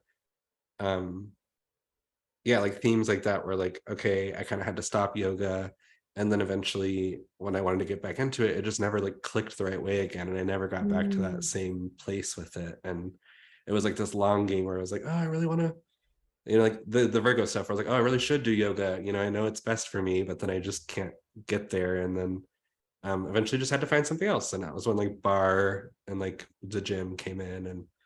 But yeah, there's like this theme in my life where like injury kind of takes me out of what I'm doing movement wise, and I have to find other movement. So hopefully I don't continue that pattern going forward. That's so interesting to think about, though, the way that those like injuries, those Mars events have then changed how you feel about doing certain movement practices and the way that you're able to connect with them, because then it's like essentially never the same. And that is something that, that concept of like it never being the same, I think is something that people can have like differing opinions on, depending on like what it is, of course, but also like the knowingness of like, oh, well, I should be able to just go back to this thing. But at the same time, it's like once you have new information or once you have new perspective, you are forever changed. And then you have to go about things differently. And I guess like speaking more broadly, that's something that I feel like mutable Mars and just like mutability in general gets like a bad rap for. Like people are like, oh, mutability, like so shifty or so flaky. And it's like, wow, I'm sorry that you can't just absorb new information that fast and then have it integrated like boom, zap, and ready to go, new decision made. But sometimes that just really is how it is, especially with like specifically immutable Mars. It's like making those shifts as they come and as they're absorbed. It's like so, it's seemingly so fast, but it probably feels so fluid. Yeah, there's a lot there. Yeah. That. Do we want to rock and roll and talk about some people and events or some things like that with Mars in Virgo? Sure. We have this massive juicy list. Justin did the Mars in Virgo thing. Let's just talk about the fact that Justin did the Mars in Virgo thing and went deep on the made a list, went deep on the research of Mars in Virgo people, which we love. And I had one single contribution to the list, and I'll go ahead and get mine out of the way. So my, actually, I should have actually put the chart info in for this because we do have it. But actually I will put it in for a sec. I will take a sec and put it in because it is certainly worth it to look at it if we can. Yeah. I forgot where you can screen share and things. Yeah, I know. Technology is truly amazing. We should put my chart in a bi-wheel with his. You know what? I actually was gonna ask if you were okay with that. I didn't want to overstep though, but I was like, oop, what if? Because it is pretty amazing. Bum, bum, bum, bum, bum, bum, bum, bum. Okay, let's see here. All right, is that all information correct? I do believe it is. Yes, it is. Okay. And then we're gonna bi-wheel. Do you want to be on the inside or the outside, Justin? Well, I don't think I know his chart well, so put him on the inside. But typically, I'd probably say me on the inside. Okay, y'all do have the same rising sign though, so it will be. Wow. Yeah, because you're both Virgo rising. Nice. So the chart example that I have, the only one that I contributed, we do have a time for though. So this is Valens. Don't come at me for pronunciation. I'm not sure how it's pronounced. I think there's just 22. I think there is dispute about if how it's pronounced as well, but whatever. So we have this chart because it is used and referenced many, many times. February 8th, 1:20, 6:35 p.m. in modern day Antioch, Turkey. And so this is Virgo rising. Mars in the first, same as Justin, but conjunct Uranus, and a bunch of other funky stuff as well around the chart. We love this Scorpio moon, honestly hot. And 9 degrees Saturn, Gemini. Wow. Yeah, and I will absolutely go on the record that I tweeted about this and said that I truly do believe that he was probably great in bed. He was brilliant, also probably great in bed. Yeah, with that, like Venus and Mercury in the 5th too. Right. So good. Pluto in the 8th, probably doing some interesting stuff. Like, and I guess I should say the reason that we do it's pretty. Oh wait, I guess the moon also aspecting the ascendant. Yeah, very closely. Yeah. The thing is I do believe it's not ever exactly stated that this is his chart, but you when a person knows so much about someone's chart and knows so many details about their life, it can get pretty obvious that that's their chart. Yeah. So yeah, but certainly a Virgo king. The anthology, I would hold it up, but it's literally on my book stack that's holding my laptop up right now. But Vedes Valens, the anthology translated by Riley, and it has like that nice font that looks just like Chris and Demetra's books, because those are also included in my book stack. An astrology font. Yeah, truly. Like, they're all the same size and they all fit nice together, and it's like, that's a Mars in Virgo satisfaction if there ever was one. Yes. You know what? If he could see us today, he would be satisfied by the way that it looks. He would be like, you know what? Honestly, would probably be like, I kind of hate that you printed that, like that was kind of hate that, but it's beautiful. Love all the chart examples. Chris, you did amazing. Chris, Jen, you did amazing, but also what the fuck? And that I feel like is a very Mars and Virgo vibe. Like, the details are amazing, but what the fuck? So yeah, love. And then also, yeah, Justin's fabulous Leo ass. We also love. But yeah, so that's the only chart example that I brought to the table, my one and only, but it's fine. But you found so many people that have Mars in Virgo. This person isn't Mars in Virgo, but do you want to pull up Kiki Palmer's chart for a second? I don't think I have it. Let me tell you the deets. Yeah, here, let me pull it back up. So let's go. Because mine's not in dark mode. I don't want to scare your eyes. Oh, wow, I love you for knowing that I am dark mode. Yeah, when you are a night psych person and you operate on dark mode. Okay, what's the info? She's August 26th, 1993, 3 a.m. in Harvey, Illinois. Wow. Yeah, I will totally subtle plug that my website is now available in dark mode or light mode, and to be honest, it was a self-serving mission first and foremost. Because I truly, you said 3 a.m. Yeah, so Cancer rising. And she's vocal about that, about all of her placements, so. We love. Yeah, but she's got that Venus on the ascendant, moon ruling the ascendant, so we go find the moon, and it's in Sag, and it's like, oh, no wonder everyone loves her, when she's on that personality mode of her performance mode where she's hilarious and jokes. Literally, look at this Mercury action, hilarious. Of course, we get that Mercury on 0 Virgo, so yeah, as Regulus. I was about to say, it's giving all types of Regulus right here. I love that. And do you want to doing it in the boss babe way, where she's she's so from the heart, and she's so kind, and not doing it in ways that other people with Regulus placements do. Truly. Oh, I love that. Wow, that's an amazing chart. I love that. Okay, let's go back to the actual list, though. So yeah, this is a wild list. Do you want to start with the Gossip Girl sitch, because I kind of want you to pop off and start with the Gossip Girl thing and blow everyone's minds with that. Okay, so yeah, first I looked at Mars and Virgo placements that also have Mercury and Leo on the AstroCharts website, because it lets you do a little advanced search. But this is from the section that's just Mars and Virgo, without that addition. So yeah, I noticed that Blake Lively has Mars and Virgo, but then I also noticed that Taylor Momsen, who's Jenny from Gossip Girl, has a Mars and Virgo, and then Michelle Trachtenberg, who is Georgina on Gossip Girl, total bitch. And then she's in so many things. She's Harriet the Spy, multiple things. But my boyfriend has a nickname for her, Michelle Track and Field.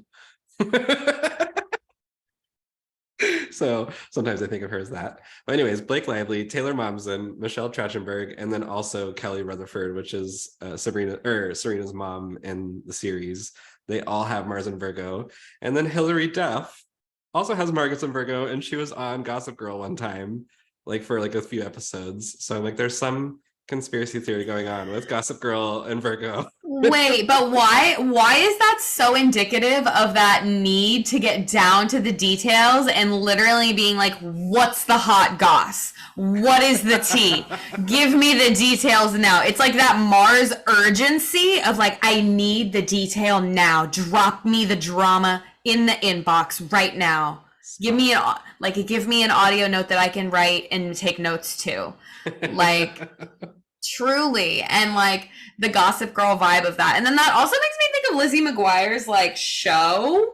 Ooh. Like the show, like not like obviously Hilary Duff like the actress, but the show and the nature of that, and like obviously like her little icon that like knew everything, and I love thinking about that. Wow. It's so funny when we rewatch those episodes too. It's like, you know, like she was called a loser. Oh my God, like the worst thing ever. But when we were 13, it was a big deal. It was life or death. I was thinking about, I was listening to a podcast recently. It's Like a Virgin podcast, and they're just like hilarious on there. And they were talking about mall culture from like suburban, like mall culture growing up. And they brought up the store Libby Lou. I don't know if your face says that you do know that. And so like one of the hosts did know that store and the other host didn't, and he was trying to explain what it was, and he was like, well, it was part of the whole Hilary Duff industrial complex, and they just kept like going forward with the sentence, and I was like, oh my God, that was the most amazing thing. The Hilary Duff industrial complex, so true. Actually, so real. Okay, but let's back up. So Mars and Virgo, there are some real icons that have it. Oh yeah, like Britney Spears to start. That's amazing. Gwyneth Paltrow, finally, she has Mars at 28 degrees of Virgo right now, so she's getting Neptuned right now, which makes me laugh about all the goop stuff and all the like critique that she's had. I was about to say Gwyneth Paltrow has been under fire for some shit recently, deservedly so, but like. And she's getting Neptuned. Oh, do we want to talk about getting Neptuned? I know it didn't come up as much as we thought we were going to discuss it, but I guess it's now. Now or never. I guess it's now or never, because like anybody who has anything at like late degree Virgo, or really anything mutable, is getting super Neptuned, but like Virgo and Pisces specifically. Yeah, and especially like with the Virgo, like we've been saying, Virgo wants to be exact and like wants to get its list done and like have all these things in order. But when Neptune comes into the equation, it just makes it all like discombobulated. And like, what is the order that I used to be so good at doing, you know, like how do I get back to like, you know, how do I complete the to-do list now that Neptune is making me exhausted, like beyond belief? Right. And I definitely want to also reference like that specific Neptune opposition to that last like decan of Virgo. Like Virgo 3 is like the sarcophagus or whatever it's called, which is that's like the name of it, or I guess that's the Austin Coppock 36 Faces name of Virgo 3. Tell me more about myself. I love to learn more about myself. But yeah, it's like, well, the sarcophagus as in like the thing where it all crumbles, you know, because like no matter what is made or created or idea wise or material wise, like it eventually all then changes, and like it has that like inevitability of change factor to it, that everything then like everything then dies in a way, you know, like not in a time of year. It is that time of year, though, that we're heading into the fall, and it's right before fall and autumn come, and it just really has this like this feeling of finality of like, this is the conclusion, this is the result, and then what comes after, and then it changes again. and thinking about how the presence of Neptune there right now at the end of Pisces, like reflecting back at that, is bringing this feeling of like, is this the end? Or even is this like, are we even, what phase are we even at? Like, is this the end? Is this the beginning? Is this the middle? And then like, not even where are we, but what is everything around me? I definitely just made a post on my story a couple days ago that I might honestly like put on as an actual feed thing, but it was talking about Neptune, and hilariously I thought that it was the 30th already. Yeah, like I thought it was yesterday when I woke up, because Neptune stationed today, whatever. And like, I thought that was happening yesterday. Like, I literally thought, I woke up yesterday and looked at my phone, saw the date, and just convinced myself that it was the 30th, I guess. I don't know. And it was wild. And then I did this whole, like, two different, like, it was only 2 stories. It wasn't super long. But then it wasn't until someone pointed it out to me and was like, today is June 29th. And I was like, hilariously and perfectly Neptune, that I would think that Neptune is stationing today when it's actually tomorrow. And then you did it again in our notes where like you put the right date for us to meet, but then you also wrote somewhere right above it like that we're gonna have our call on July 1st. I was like, no. Yeah, like it's done again. And we've had so many funny Neptune things over the last few weeks where like we have sent an audio note and then it just like disappears into the ether. And it was oh my god, no, that was so weird. Yeah, that was so weird. Yeah, we're gonna go ahead and say that because I literally sent Justin a text and we were talking about a chart, and and you mentioned Neptune, and over text, I literally typed and I said, yeah, I've seen Neptune and I've chosen not to see Neptune. I sent it went fucking poof in our chat. Literally went poof, and I was freaking out, and I was like, did you see that? And you were like, no, it didn't come through on my end. And I was just like, what? It was a Neptune ether moment. And like, because Neptune like is obviously aspecting like super angular for you right now, super angular for me right now, because I'm also mutable rising, and it's just like really like pinging our like essentially sense of reality, which is something that I feel like that axis in particular is so close with, like how you were just speaking earlier, like getting into like the flow of the universe in the way of like just the natural order of things. That I feel like the Pisces Virgo axis does speak to largely in a way of like, okay, Virgo, like what is the reality building? Like what is all of the details? And then Pisces are like, what is the vibes, you know, like to compare and contrast. And that's what's like happened is like, oh, my Mars on this side wants these details to work out, or like wants this to-do list to happen. But if the vibes aren't there, like it's not gonna come through anymore. And it's truly not. Yeah, like it all comes down to the Neptune vibes and just like checking in daily of like how much energy levels I have. And for a while there, I was talking to like Taylor Ursula about it too, because they're such a Mars person. And we were talking about how like I felt like for a while there, I had to kind of like spiritualize my action. Like if Mars is my action and like the things I'm doing, then I had to really like weigh the options whenever I was like going to add something to my list of like, does it feel good energetically to think about this? Does it feel right? Like on a different level to like even think of, I don't know.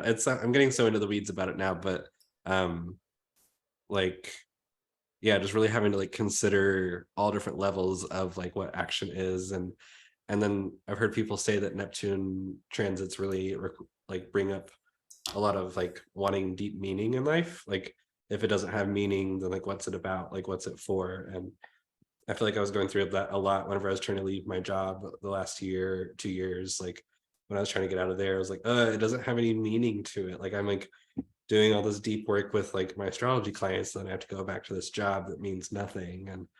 And so yeah, I can feel that like longing energy a lot in Neptune, and it just kind of like washes things out. And like that whole idea of like erosion and things getting pulled back out to the ocean like really comes up a lot with the Neptune things. And I've known some people that have gone through Neptune moments and like, you know, moved to another country with someone they fell in love with, and then had to move back home after they like fell out of love, and then just really questioning what is home. And so Neptune can really like kind of like swirl us around and like put us on our head and like make things seem confusing, almost like, I don't know, it just swirls things up, and then we kind of have to like find meaning again in a different way. And it's such a deep process. Like Neptune really goes so deep and so heavy, honestly. Like Uranus is like kind of exciting when it changes things up and it kind of enlivening, but Neptune just feels so damn draining. Like it's like a really big energy to go up against. And so yeah, solidarity to everybody that's going through Neptune at the moment. Yeah, for sure. What you said about how Neptune like swirls made me think about how like going through a Neptune transit and like I guess kind of almost trying to go against it feels like it kind of feels like Neptune swirled your reality, but you're still trying to move through it straight. Yeah. Like you have to like work with the ripples. You can't go through them. Or if you do, if you want to go over them and try to hike over them and through them, that's just like way more work than just organically flowing with them. Which I think especially making the opposition to Virgo, like especially that last decan, really feels like shaking up what you know, essentially the final form to be of something, of anything, of yourself, of an idea. And the ways that is like those expectations are kind of like getting shattered. Yeah. What about for you? Like, since it's been happening on sensitive spots, but it's not as like first house for you, it's more like, you know, top and bottom of the chart. Yeah, because I'm a Sagittarius rising, and so right now Neptune is stationing on my IC. Like it's like a couple minutes away, y'all. It's really, really, really close. And it's been really sticky, you know, it's in my 4th house, it's on my IC right now. And so I will love being home, and then I will hate being home, and then I will rearrange a room, and I will love it for a while, and then I'll hate it, and then I'll move it back, and then I'll move another thing somewhere else. And so I've been in this in a very like Neptunian, like idealistic way, having all these dreams and thoughts about what these spaces and what this environment can be in different ways. And I'm still trying to figure out how much is realistic and feasible. Yeah. And also with that aspect, like essentially, you know, it's on your IC. That means it's opposing your MC, right? Since I'm going to be releasing this in a few days, this will still be very applicable at the time of saying it, which is that I've been ghost on social media a lot recently, you know, like I've had a lot going on under the surface, as dark house people always do. Some of those things will be brought to the light eventually. But I've just been going through a process of not in a way, not knowing how I want to show up right now in this moment, you know. I don't have a lot of planets in the top of my chart anyway. You know, the only things that I have above the horizon are technically the moon and Venus, and they're both very close to the horizon. It's not like they're up in the sky. And so I generally struggle to do the like public 10th house things in general. Like my 10th house ruler Mercury is in a dark house in the 6th. And so Neptune has like been continually making me question those things. And especially for myself, you know, it being my MC, being like, is this the final form of myself that the world deserves, or that I can give, you know? That's not to be all Virgo about it, but like I literally live to serve. And I'm always thinking like it's kind of sick, honestly, but like I'm always thinking like, am I serving in the best way possible? Am I serving the best part of myself to the world as possible? And usually lately I think yes, but in the last couple weeks and months with Neptune kind of grinding even closer to the IC and like to that MC opposition has made me be like, maybe I could do better.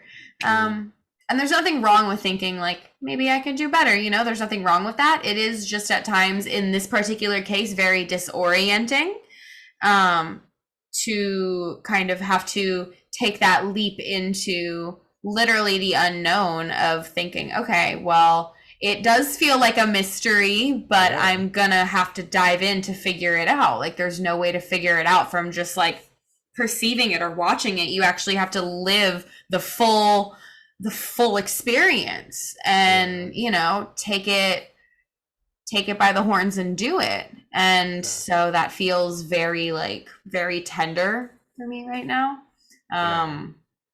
In a very because it's not super close, it's a few degrees away, but I guess like being sextile my own Mars has definitely been making me feel like this type of way of whether I'm like what time or space or timeline of doing things about that. Yeah, and I feel like Neptune draws us like into like really quiet places of our soul, and like it gets really like soul filled, and like you're evaluating those things about like work and like home, like on a soul level. Like it's not just like a topical level, it's like this is deep and this is like connected. And there's something interesting there just about the like calling you deep into like a deep listening mode inside, where you like, okay, I don't have the answers, but I'm just going to listen quietly until there are answers, you know. Yeah, I'm just gonna let them come to me, because and that's where I've been at, especially the last couple of weeks, which has felt really good. And that's when I think like leaning into that this feeling has really made a lot of those more fun, playful syncs come up, especially in our texts and stuff when we've been talking about it. Is that leaning into the beauty of the mystery and understanding that I don't have to have all the answers right now, and I can still trust that they're gonna come. That I'm going to find it.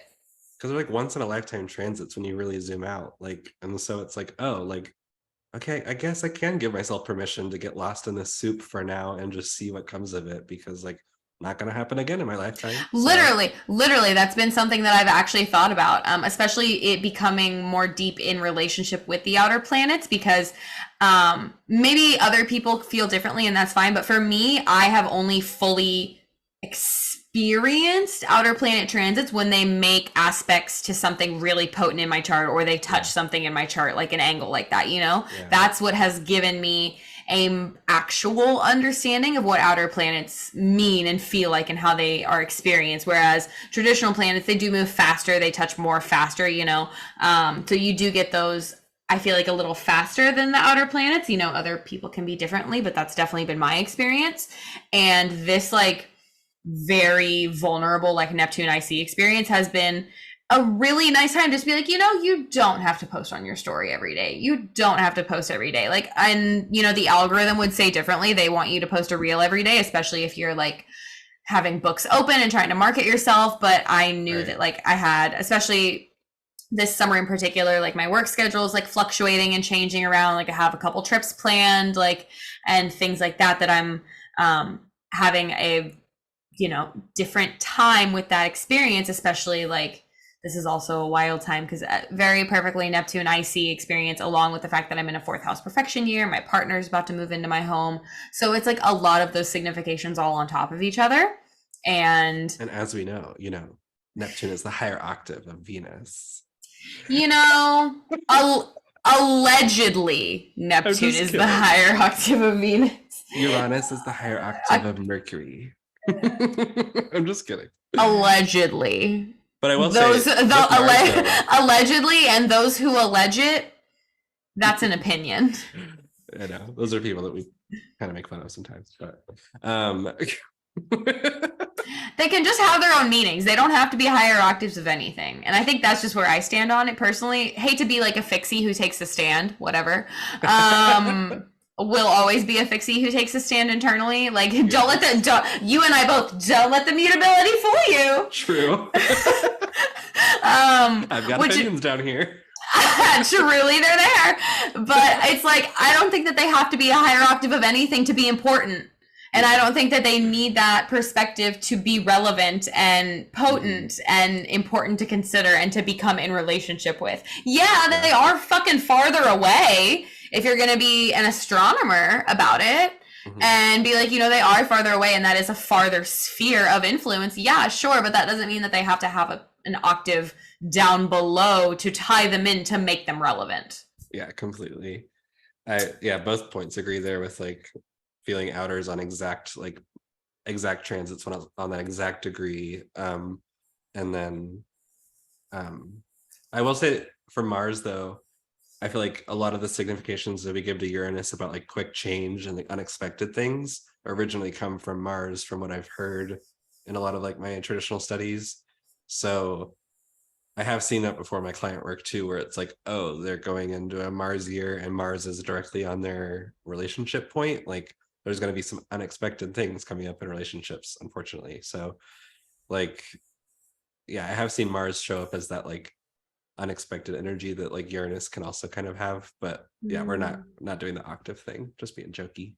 To clarify, putting the foot down, the assertive Mars in the first. To be clear, we're not doing that.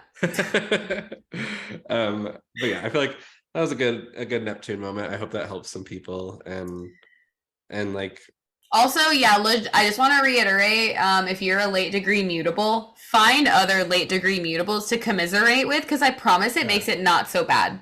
Yeah, definitely. And just like, yeah, kind of laughing along with it. Like, yeah, Carol Ann actually like messaged me whenever I posted that, and she was like, starting a hug a late degree mutable club immediately. Yeah. Like, it's so real. Yeah, I'm definitely down. It's so real. Hug them, love them, tell them that you don't understand and that it's okay that they don't understand, because they don't. And they will eventually, but that's okay. It's okay to not understand. And that's a really big Neptune thing. And I think that's specifically something like with that opposition to the Virgo that's like very, very hard to grasp, that like, it's okay to not know. It's okay to not have all the details, and it's okay to still be figuring it out, and to understand that finding those details and coming into them will then shape your perspective when it's time and when it's ready. Oof. Good stuff. Yeah. So let's get back to the tea. Let's like list a few more people that have some fun placements and things. Definitely. So more Mars and Virgo. We've got Zoe Saldana, Rebel Wilson, Will Smith, Michelle Rodriguez, Hugh Jackman, Laura Prepon, Rob Downey Jr. These are also, like icons. I love. I really love. Like which ones? All of them? All of them, truly. All of them, truly. Specifically, I think I love it a lot. Specifically for Rebel Wilson and the acting ability. And also, I think one thing specifically about the acting style for them is the ability to commit to the bit. Yeah. So true. Like the ability to commit to the bit so hardcore, which I love. Nice. Yeah, I don't know where their son is, but and then also Yeba, which is one of my favorite singers, and India Moore, who is gorgeous trans actress, like writer, artist, director, a few different things. She was in Pose. And they were born a day apart, both Yeba and India Moore. So they both have Mercury and Aquarius ruling their Mars and Virgo. So I find that really cool, because India's work is all about like trans activist rights and like community art and different things like that. So yeah, totally Aquarius. I was about to say, I love that connection. Yeah. Especially because we're about to talk about Mars and Virgo with Mercury and Leo, like the opposite Mercury. I love that. Okay. Oh, true. Yeah, so Barack Obama is well known. Oh, yes. So this is like an iconic moment. Yeah, Mars and Virgo ruled by Mercury and Leo, which you, Justin, do have. I love that you found these examples of people that also have like your exact like chart signature with that. Like, I love of course, the Virgo attention to detail we love. But specifically this example of Barack Obama, who also does have like a really famous chart, like Chris Brennan, and I think like also Patrick Watson and some other people who like really closely watch the elections, and like anyone into political astrology. Yeah, like super 12th housey, and like very much like an iconic chart, and this is part of it, and I love that. Yeah, one of those people that we like don't hate the player, hate the game. You know, we don't love the whole presidency thing, but we like Barack. It'd be like that. Then we also got Ben Affleck, Cameron Diaz, and I feel like I have listened to a few different like Cameron Diaz things before that like totally clued me into her Virgo side. And she's one of those people too that like realized later on that like acting wasn't like the best thing for her, and like her self, like sense of self and like identity and everything. So she kind of like moved on to other things. But we've also got Tia and Tamara as Mars and Virgo with Mercury and Leo. And I icons. So Yeah. if you were a Disney girly, then you absolutely watched Tia and Tamara growing up. Like they shaped your childhood 100%. And also I love, like, it's not Gemini, it's Virgo, but it's still mutable. And like I love that, like, mutability in twins. Like it's just so good.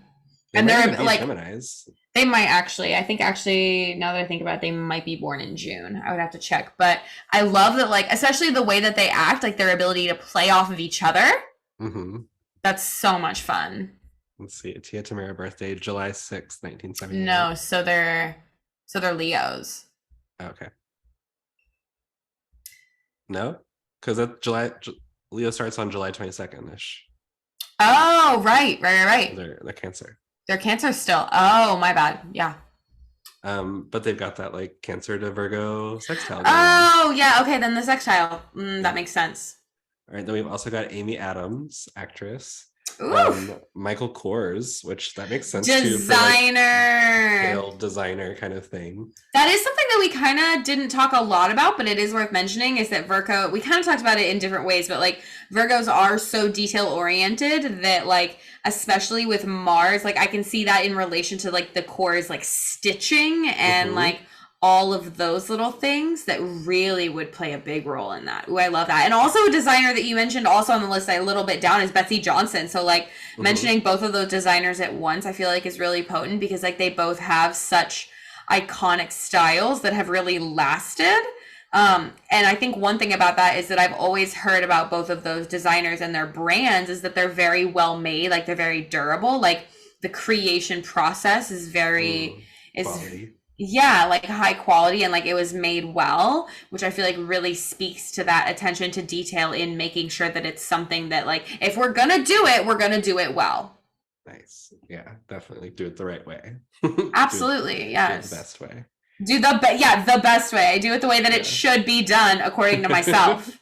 And also, whenever I was young and I was reading into like Leo and Virgo and like that whole cusp stuff, like I kept reading that like stuff that was essentially being like, sorry, but Virgo is the best sign, like out of all of them. And I was like, well, there's not much denying that. I agree. And so it's so funny that like that I feel like to me that does speak a lot to that like Leo Virgo like Regulus relationship, where like Regulus like is now in like at the beginning of Virgo, but it is still the heart of the lion. But it's like that the different sources of that feeling of knowing that you're the best and how that interpretation is different through both of them, but it still is some of that feeling of like knowing best. And that sureness, which I love a lot. You know, Leo does have a little more like outward confidence in it, where Virgo can be a little more anxious around that, but it's still a similar feeling in that, which I love.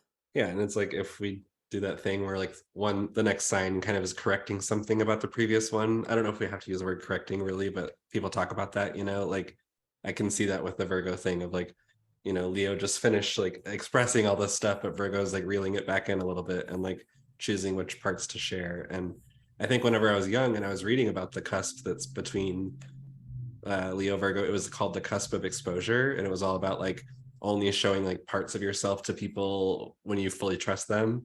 And I was like, well, that clicks. But I mean, if you see wow, that also clicks. That's so Mars in Virgo though, is like, I'm gonna protect myself, I'm gonna protect the details, and I'll release just what I want to. Yeah. Wow. Yeah, that's valid. And then okay, just two more people. It's like Panda Bear, DJ, and then Amelia Earhart. So I guess we have a birth time for her because it was on the list. So oh, interesting. It's like an 11:30 a.m. birth time. So let's go ahead and pull up hers, because I feel like I've looked at it before, but it's been a while. So what day was she born? Oh, I have to go look back at astro charts. Because I would be so interested to know, because I feel like I've looked at it, but it's been a hot minute. July 24th, 1897. 1897 at 11:30 p.m. Birth time accuracy is excellent, it says. Okay, where was she born? Atchison, Kansas. So Atchison, Kansas. Atchison? Yeah. Weird. Okay. Well, I guess not weird. Names are weird in general. Oh, she's got a Mars-Jupiter conjunction in Virgo. Wow. Ooh, at 10 This degrees. chart. Wait. This chart. Hold the phone. Okay, birth chart time must be, if they say excellent, because that's 3 degrees, so they're really popping off here saying excellent. Okay, look at this. Whoa. Gemini Whoa. Gemini mommy. And that moon freshly off that square to Mars and Jupiter. Holy Make it look a ouch. little cleaner. Yeah, wow. Clean. Well, to be fair, aspected Mars first and then Jupiter. So was able to clear it, and now is aspecting Mercury. So oh, cool! I didn't see that. Yeah. Nice. Wow. Not my electional brain going, where the fuck is the moon? It's a natal chart, not an election, sis. Breathe, but it's still. Do you see the Saturn Uranus and Scorpio? Yeah, that's super close together. Okay, so this is a wild chart. Yeah. Wild chart, girly. You really just flew that plane, huh? Neptune and Gemini. I can't even imagine.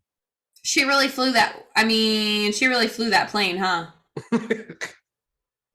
North Node and Aquarius, airwaves.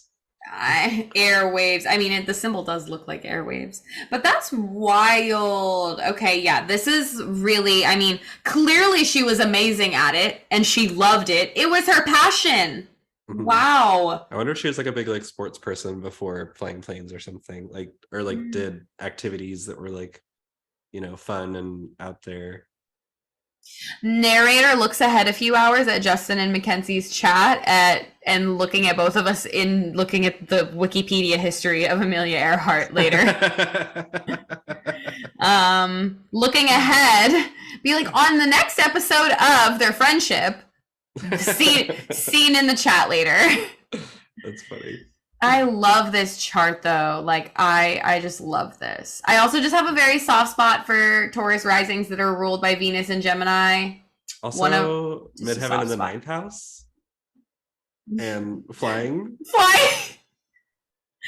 Flying. Wow. But yeah, not just that, but ruled by the Saturn, like conjunct Uranus and Scorpio. Feels a little too close to home. Feels a little too obvious. Ouch. Okay. Ouch. Okay. Wow, we love. Sorry, Amelia. It's astrology does astrologize though. It's true. It does its thing. It does its thing. This is because it's so close. Like it's partile, you know. Mm-hmm. It's and like at night too. Oh, yeah. Wow. Yeah. Wow. Okay. All right, Amelia. Love that as an example. I guess just to wrap up, do you have any, like advice, words of wisdom for people with Mars in Virgo, for people who love someone with Mars in Virgo? Anything you want to say about like your relationship with Mars in Virgo to finish up? I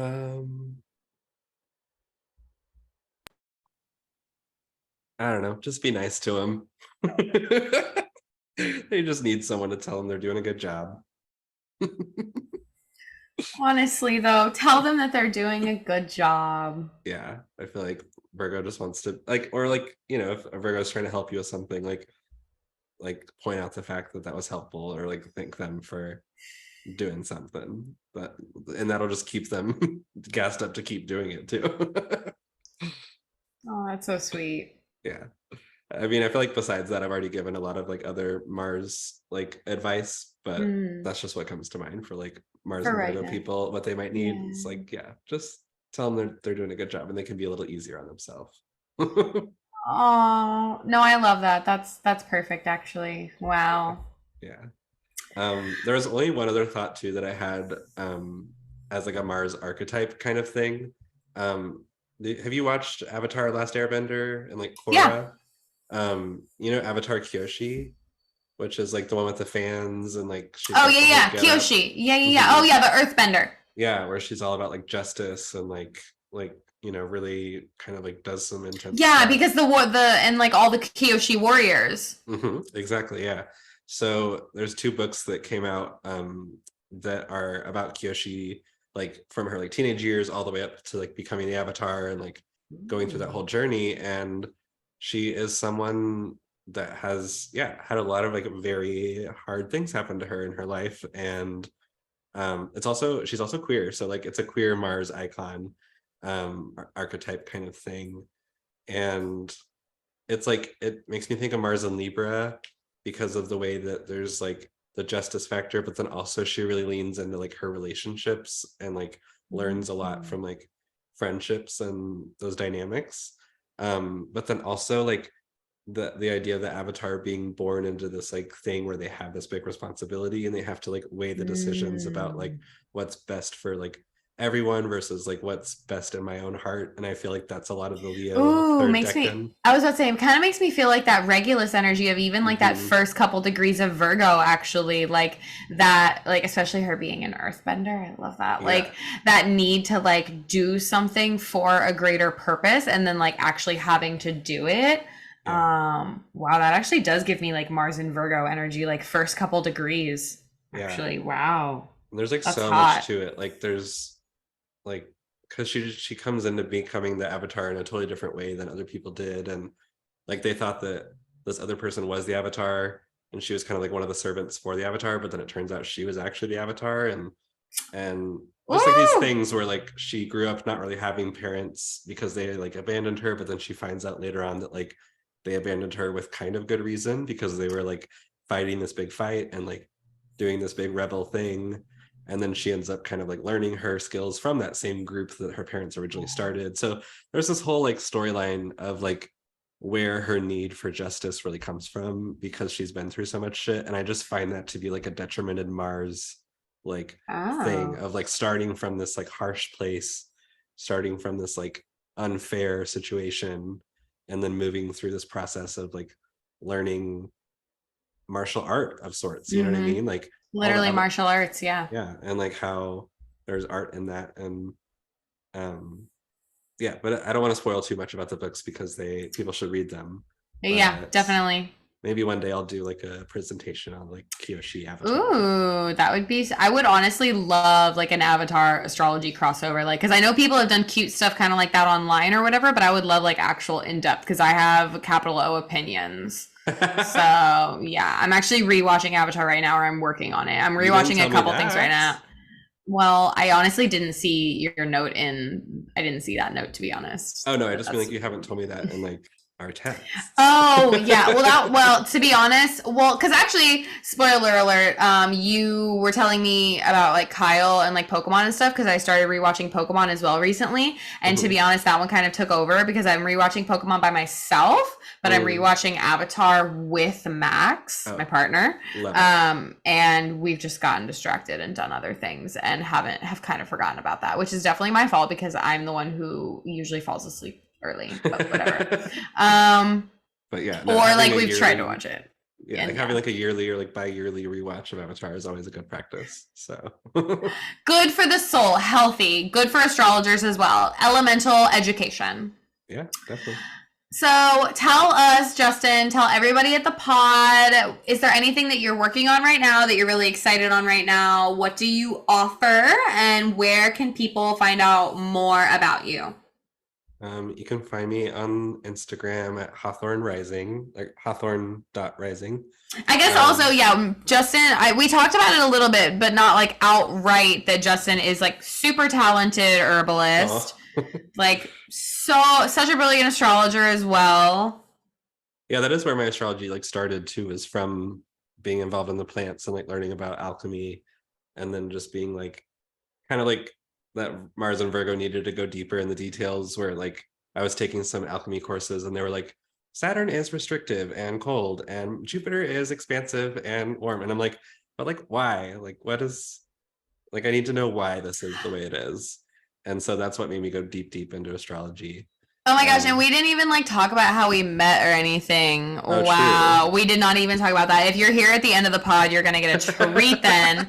Justin and I met last year at Norwalk. We met in Kira Sutherland's medical astrology like pre-conference workshop on like the Nature 7 healers, and we were like sitting in the same row and we like eyeing each other up and like exchange chart info, and basically we're like, okay, so we're best friends now.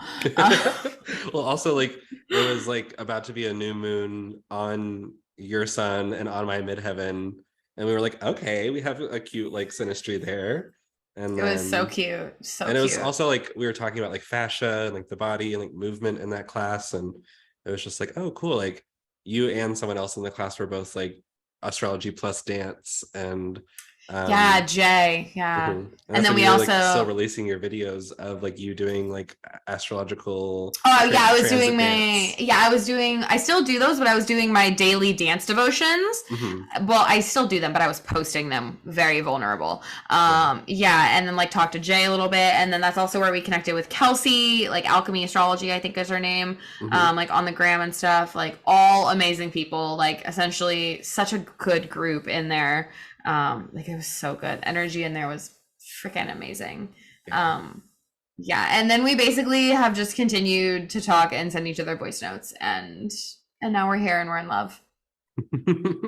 Yeah, and I feel like we started to get like really close like at the beginning of this year, and then like right as I was deep diving into some Saturn transits, and then now I'm back up for air, and then you're diving into some And transits. then, yeah, for sure. Because we bonded about that because you were going through like big Saturn return stuff, and then I was going through big Saturn perfection year stuff.